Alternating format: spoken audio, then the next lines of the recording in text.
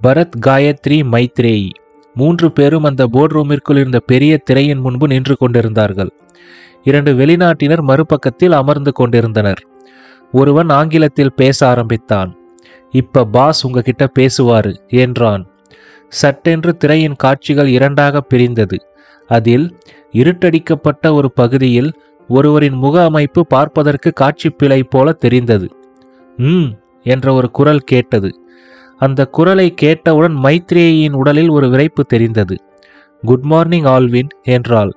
அவளைத் தொடர்ந்து காயத்ரியும் good morning என்றாள். அப்போது பரத் அருகில் இருந்த ஒரு ரோலிங் சேரை இழுத்து போட்டு சாய்வாக உட்கார்ந்தான். அவன் அப்படி அமர்ந்தது மறுபக்கத்தில் இருப்பவர்களுக்கு பிடிக்கவில்லை என்பது அவர்களின் உடல் மொழியில் நன்றாக தெரிந்தது. மறுபக்கத்தில் இருந்த ஒருவன் ஆங்கிலத்தில், நீங்க எந்த மொழியில வேணும்னாலும் பேசலாம், எங்க கிட்ட எல்லா மொழியையும் நொடிக்கும் குறைவான நேரத்தில் மொழிபெயர்த்து காட்டுற டிரான்ஸ்லேட்டர் இருக்கு என்றான்.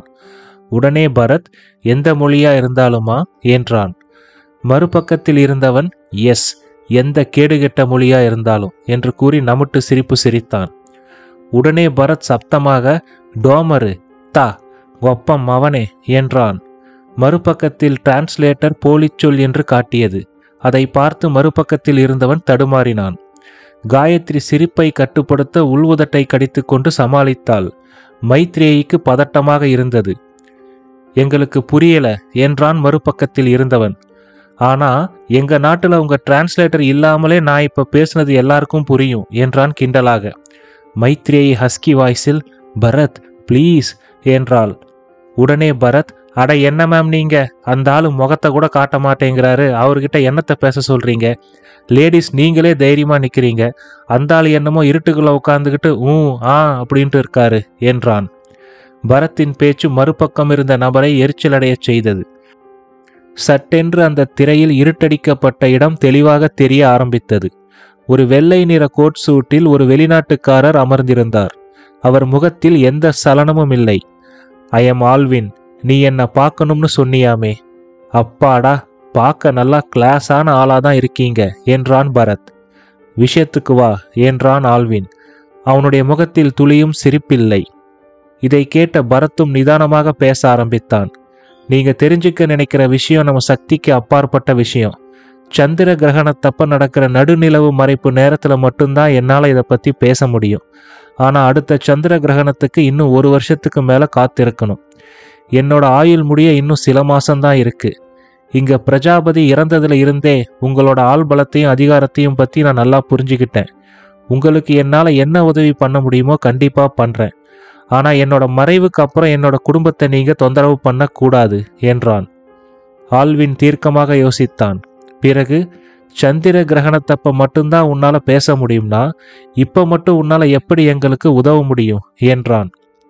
கரோனாகிராஃப் கருவி மூலமா சூரியனோட ஒளியை தடுக்கலாம். அப்ப பூமியிலையும் விண்வெளியிலும் தொலைநோக்கிகள் மூலமா செயற்கை கிரகணங்களை உருவாக்க முடியும் என்றான். இதை நாங்களும் மைத்ரேயி கொடுத்த டேட்டாவை டெஸ்ட் பண்ணும்போது யோசிச்சோம். ஆனா இந்த கருவிகளுக்கு தொழில்நுட்ப வரம்புகள் இருக்கு. இயற்கையான கிரகணத்தின் போது ஏற்படுற மாற்றத்தை இன்னும் யாராலையும் நெருங்க முடியல என்றான் ஆல்வின். அந்த செயற்கை கிரகண அதிர்வலைகள் ஒரு அரை மணி நேரம் இருக்கிற மாதிரி ஒரு ரூமை செட் பண்ணுங்க. உங்களுக்கு இது சாத்தியமான விஷயம்தான். அப்படி ஏற்பாடு பண்ணிட்டு என்ன அதில் வச்சு பரிசோதனை பண்ணி பாருங்க. உங்களுக்கு அதிர்ஷ்டம் இருந்தா உங்களுக்கு தேவையான விஷயம் கிடைக்கும். பரத் சொன்னதை ஆழ்ந்து யோசித்து பார்த்தான் ஆல்வின். அதே சமயத்தில் பரத் தானாக உதவ முன்வருவதும் அவனுக்கு சந்தேகத்தை ஏற்படுத்தியது. திரையில் அவனுடைய முகம் இருட்டடிக்கப்பட்டது. சில நிமிடங்கள் கழித்து திரையில் தோன்றிய ஆல்வின் மைத்ரேயை பார்த்து, நீங்க 3 பேரும் இன்னும் 5 நாள்ல நம்ம லேபுக்கு வந்துடுங்க என்றான். இதை கேட்ட பரத் உடனே, ஆல்வின், உனக்கு நானும் மைத்ரேயும் தானே தேவை, please leave Gayatri out of this என்றான். அவனுடைய கெஞ்சலை சட்டை செய்யாமல் அந்த லைவ் கனெக்ஷன் துண்டிக்கப்பட்டது. மைத்ரேயி பரத்தை பார்த்து, தவளை மாதிரி நீயே உன்னோட வாயை கொடுத்து மாட்டிக்கிட்ட. நீ எவ்வளவு பெரிய பிசாசா இருந்தாலும் உன்னால அங்க ஜெயிக்க முடியாது. ஏன்னா அது சாத்தானுக்கு சொந்தமான நரகம் என்றாள். அப்போது பரத், மேம், என்கிட்ட பாஸ்போர்ட் கூட இல்லை என்றவனை சட்டை செய்யாமல் அந்த போர்டு ரூமை விட்டு வெளியே சென்றாள் மைத்ரேயி. பரத் திரும்பி காயத்ரியை பார்த்தான். அவள் சாதாரணமாக சிரித்து கொண்டே, இட்ஸ் ஓகே பரத், இதுல உங்க தப்பு எதுவும் இல்லை என்றாள். முடியாது முடியாது, நீ எங்கேயும் போக முடியாது. இப்ப என்ன திடீர்னு புதுசா ஃபாரின் போறேன்னு சொல்ற? அந்த ஐடியில் வேலை பார்க்குற பொண்ணு ஃபாரின் போய் செட்டில் ஆகணும்னு சொன்னப்போ முடியாதுன்னு சொல்லிட்ட. இல்லைனா இந்நேரம் உனக்கு கல்யாணம் ஆகியிருக்கும். சுபா குட்டி ப்ளீஸ், ஜஸ்ட் 1 மாசம்தான், டக்குன்னு ஓடி போயிடும் என்றான் பரத். முடியவே முடியாது. பரத் திரும்பி ஸ்ரீதரனை பார்த்தான். அவரும், என்ன ஏன்டா பார்க்குற, வேலையை விட்டு நின்னுட்டேன்னு நீதானே சொன்ன, நீ நினச்சி ஒன்னொன்னா சொல்லுவ, நாங்கள் தலையாட்டிக்கிட்டே இருக்கணுமா என்றார். பரத் உடனே, என்ன சொல்றதுன்னு தெரியலப்பா, ஒரு மெடிக்கல் கான்ஃபரன்ஸ், என்னோட ஸ்டடீஸ் எல்லாம் மற்றவங்களுக்கு பயன்படுமேன்னு நினச்சேன் என்றான் சோர்வாக. உனக்கு ஃபாரின் போகணும்னா நான் சொல்கிற பொண்ணை உடனே கல்யாணம் பண்ணிக்கோ. உலகத்தில் எந்த நாட்டுக்கு வேணா எவ்வளவு நாள் வேணும்னாலும் போயிட்டு வா. ஆனால் உன்னை நான் தனியாக எங்கேயும் அனுப்ப மாட்டேன். இல்லைம்மா, என் கூட மைத்ரேயி மேம் அப்புறம் காயத்ரி எல்லாரும் வர்றாங்க. உடனே சுபா பரத்தை பார்த்து, நினைச்சேன்டா, அன்னைக்கு நீ டிஷர்ட் ஜீன்ஸுன்னு பைக்கில் போகும்போதே நினைச்சேன். காயத்ரி உனக்கு பிடிச்சிருக்கா என்றால் சிரித்து கொண்டே. அதை கேட்டு ஸ்ரீதரனும் சிரித்து கொண்டே அருகில் வந்தார். ஐயையோ, அப்படியெல்லாம் ஒன்றும் இல்லம்மா. ஸ்ரீதரன் சுபாவை தனியாக அழைத்து கொண்டு சென்றார். இங்க பாரு, அவன் போயிட்டு வரட்டும். இது ஒர்க் அவுட் ஆச்சுன்னா இவங்க 2 பேருக்கும் அவங்க வந்த உடனே கல்யாணத்தை பண்ணி வச்சிடலாம். இவனும் அவளும் ஃபாரின் கிளம்பட்டும். நான் சங்கர் கிட்ட பேசி ஆக வேண்டிய வேலையெல்லாம் பார்க்குறேன். இந்த பையன் இங்கே இருந்தா ஏதாவது குழப்பிக்கிட்டே இருப்பான் என்றார். சிரித்துக்கொண்டே சிறு குழந்தையைப் போல தலையாட்டிய சுபா மீண்டும் கோபமாக முகத்தை வைத்துக்கொண்டு பரத்திடம் வந்தாள். இங்க பாருடா, சரியா 1 மாசம்தான். 30வது நாள் நீங்க வரலன்னா நாங்க வந்துடுவேன். அப்புறம் தினமும் நீ எனக்கு ஃபோன் பண்ணணும் என்றாள்.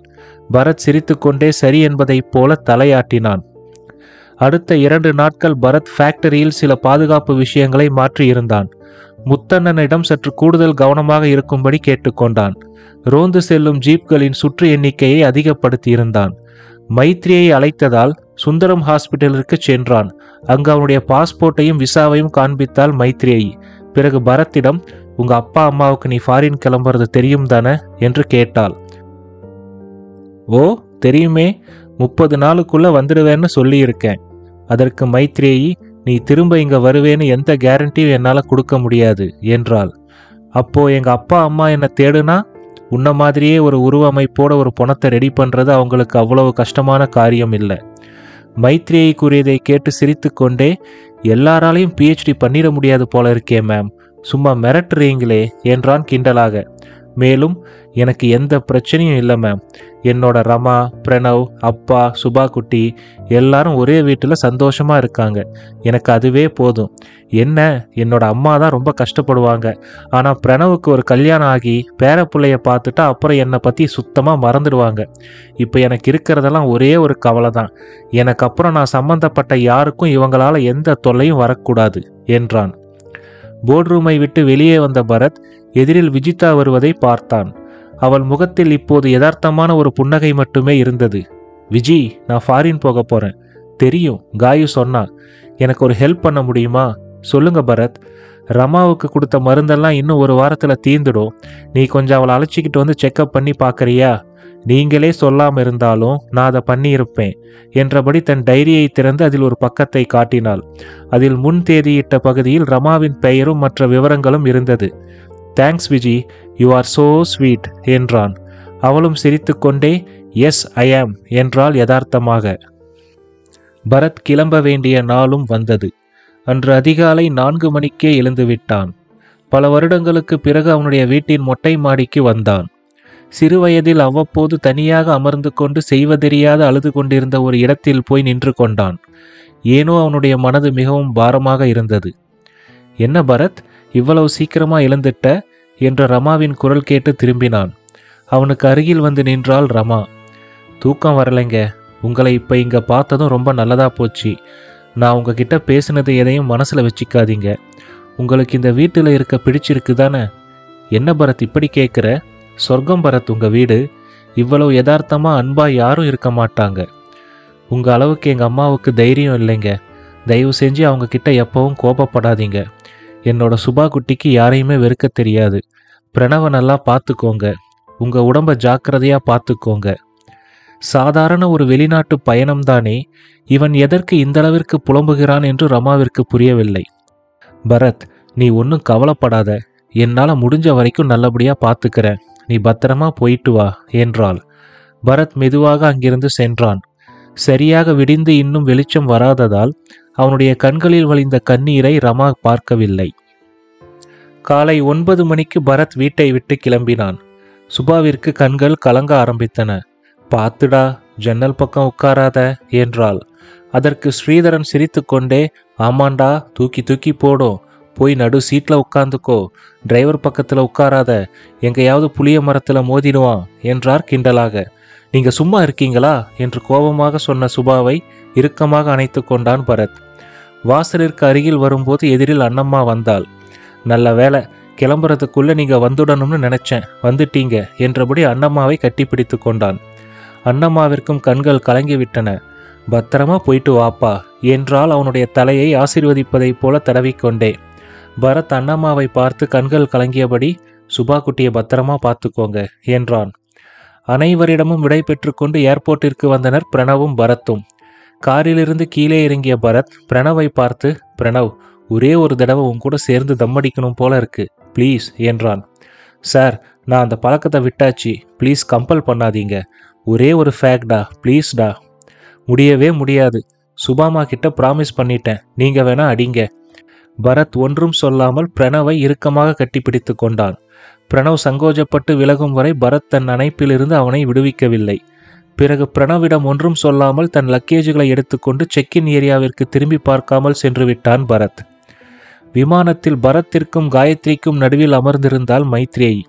பரத் என்று இருப்பதை பார்த்த காயத்ரி அவனிடம், நத்திங் டு வரி பரத், எனக்கு என்னமோ எல்லாமே நல்லபடியா முடிஞ்சு நாம திரும்பி வந்துடுவோம்னு நம்பிக்கை இருக்கு என்றாள். பரத் அவளை பார்த்து பதிலுக்கு புன்னகைத்தான். ஏன் பரத், மனசுக்கு ரொம்ப கஷ்டமா இருக்கா? எஸ் காயு, எங்க அம்மா பாவம், நீயும் கூட வரேன்னு தெரிஞ்ச உடனே ரொம்பவே சந்தோஷப்பட்டாங்க. நாம் அங்கே இல்லாத நேரத்தில் நம்ம 2 பேரோட கல்யாண பேச்சு தான் ஓடிக்கிட்டு இருக்கோம். இதை கேட்ட காயத்ரிக்கு மிகவும் சங்கடமாக இருந்தது. பரத் மைத்ரேயிடம் பேச்சை ஆரம்பித்தான். மேம், இப்போ நாம் எந்த வழியா போகிறோம்? அதாவது சென்னை டு லண்டன் என்றவனை இடைமறித்து, சென்னை டு ஸ்டாக்ஹோம், அப்புறம் அங்கேருந்து ஓஸ்லோ, அப்புறம் அங்கே இருந்து நார்வேஜியன் கடற்பகுதியில் இருக்கிற சிஸ்ட்ரான்றாங்கிற ஒரு தீவு, அப்புறம் அங்கே இருந்து ஒரு ரகசியமான இடத்துக்கு கூட்டிக்கிட்டு போவாங்க. ரகசியமான இடம்னு இவ்வளோ ஓப்பனாக சொல்கிறீங்க என்று கிண்டலாக கூறியவனை முறைத்து பார்த்தவள் சட்டென்று, Gayu, you please come this side என்று கூறிவிட்டு இடத்தை மாற்றினாள். காயத்ரியும் சிரித்துக்கொண்டே இடத்தை மாற்றிக்கொண்டு அவனுக்கு அருகில் வந்து உட்கார்ந்தாள். அடுத்த அரை மணி நேரத்தில் சென்னை வந்து சேர்ந்தார்கள். மேம், கனெக்டிங் ஃப்ளைட்டுக்கு எவ்வளோ நேரம் இருக்குது? நான் போய் ஒரு தம் அடிச்சுட்டு வந்துடுறேன் என்ற பரத்தை பார்த்து, நம்ம கனெக்டிங் ஃப்ளைட் டெர்மினல் 6ல் ரெடியாக இருக்குது என்றாள். அடுத்த 15 நிமிடங்களில் கிளியரன்ஸ் முடித்துவிட்டு டெர்மினல் 6க்கு வந்தார்கள். அங்கு தயாராக ஆல்வின் என்ற பெயர் கொண்ட ஒரு சிறிய விமானம் நின்று கொண்டிருந்தது. அதை பார்த்த பரத், மைத்ரேயி மேம், இது அந்த ஆல்வினோட ஃப்ளைட்டா என்றான். மைத்ரேயி அவனுக்கு பதிலேதும் கூறாமல் முன்னே நடந்தாள். அடுத்த சில நிமிடங்களில் அந்த ஆல்வின் என்ற பெயருடைய விமானம் ஓடுபாதையிலிருந்து மேலே கிளம்பியது. ஹாலிவுட் ஹீரோயின் ரேஞ்சுக்கு இருந்த 2 விமான பணிப்பெண்கள் இவர்கள் முன் நின்று கொண்டிருந்தார்கள். அவர்கள் மைத்ரேயிடம் சில விவரங்களை கூறிவிட்டு நேராக பரத்திடம் வந்து அவனுக்கு சாப்பிட ஏதாவது வேண்டுமா என்று கேட்டார்கள். அதற்கு பரத் அவன் ரிலாக்ஸாக பாட்டு கேட்க விரும்புவதாகவும் அவனுடைய மொபைலில் அந்த பாடல் இருப்பதாகவும் அதை ப்ளூடூத்தில் கனெக்ட் செய்ய முடியுமா என்று கேட்டான். அவர்களும் தயங்கியபடியே தலையாட்டிவிட்டு அங்கிருந்து சென்றார்கள். அடுத்த சில நிமிடங்களில் அந்த பாட்டு ஒலித்தது. போனால் போகட்டும் போடா, இந்த பூமியில் நிலையாய் வாழ்ந்தவர் யாரடா, வந்தது தெரியும் போவது எங்கே, வாசல் நமக்கே தெரியாது. இந்த பாடலை கேட்ட மைத்ரேயி கோபமாக விமான பணிப்பெண்ணை அழைக்க அடுத்த நொடி அந்த பாடல் நின்றுவிட்டது. வேகமாக பரத்திற்கு அருகில் வந்த மைத்ரேயி, இங்க பாரு, உன் மேல கொஞ்சம் பரிதாபம் இருக்கு, அதை கெடுத்துக்காத என்றாள். இது என்ன மேம் கொடுமையா இருக்கு, வெட்ட போற ஆட்டை முருங்கைக்கீரை கூட சாப்பிட விடாத மாதிரி இருக்கு நீங்க பண்றது. ஏதோ உங்க தயவால ஃபாரின் போறனேன்னு பொறுமையா வந்தா இப்படி முகத்தை காட்டுறீங்களே என்றான். இதை கேட்ட மைத்ரேயி கோபமாக அவளுடைய இடத்தில் சென்று அமர்ந்து கொண்டாள். பரத் பிறகு தானே வாய்விட்டு பாடத் தொடங்கினான். இன்னொருவர் வேதனை இவர்களுக்கு வேடிக்கை, இதயமற்ற மனிதருக்கு இதுவெல்லாம் வாடிக்கை.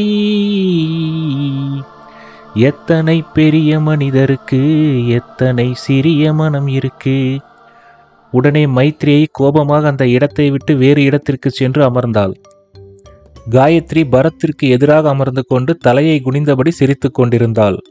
உண்மையில் அந்த 20 பேர் அமர்ந்து செல்லக்கூடிய சொகுசு விமானத்தில் பயணிகளாக பரத், காயத்ரி, மைத்ரேயி 3 பேர் மட்டுமே பயணித்து கொண்டு இருந்தார்கள். தன்னையும் அறியாமல் உறங்கிவிட்ட மைத்ரேயி கண் விழித்து பார்க்கும்போது பரத் அந்த விமான பணிப்பெண்ணிடம் சிரித்து சிரித்து பேசிக் கொண்டிருந்தான். ஸோ மிஸ்டர் ஆல்வின் திருட்டுப்பைய is the owner of this flight என்று ஆங்கிலமும் தமிழும் கலந்து கிண்டலாக பேசிக் கொண்டிருந்தான். Yes sir, please call me Bharath. அந்த விமான பணிப்பெண் தயங்கியபடி இட்ஸ் ஓகே சார் என்று அங்கிருந்து நகர்ந்தாள். மைத்ரேயி பரத்திற்கு அருகில் வந்தாள். அவனை முறைத்து பார்த்து கொண்டே அவகிட்ட என்ன பேசிக்கிட்டு இருந்த என்று கேட்டாள். அதை அவகிட்டையே போய் கேட்டுக்கோங்க. இங்க பாரு, you are always being monitored. அவன் சாத்தானை விட மோசமானவன். ஏதாவது உளறி வைக்காத, கொஞ்சம் நாகரிகமா நடந்துக்கோ. யாரு, நாங்க நாகரிகம் தெரியாதவங்களா? குடும்பத்தோட போர்ட் ரூமுக்குள்ள உட்காந்துக்கிட்டு நான் பாத்ரூம் போறதை தவிர எல்லாத்தையும் மானிட்டர் பண்ணிக்கிட்டு இருந்த நீங்க நாகரிகம் தெரிஞ்சவங்க. ட்ரீட்மெண்ட் இலவசம்னு சொல்லிட்டு பாதி காசு வாங்குற உங்க அண்ணன் நாகரிகம் தெரிஞ்சவர்.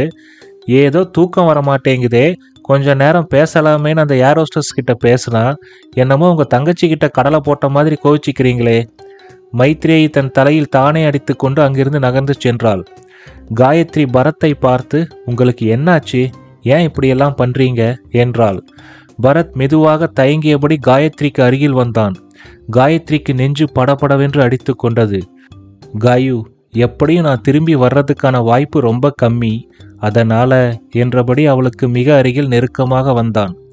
காயத்ரிக்கு குப் என்று வியர்க்க ஆரம்பித்தது.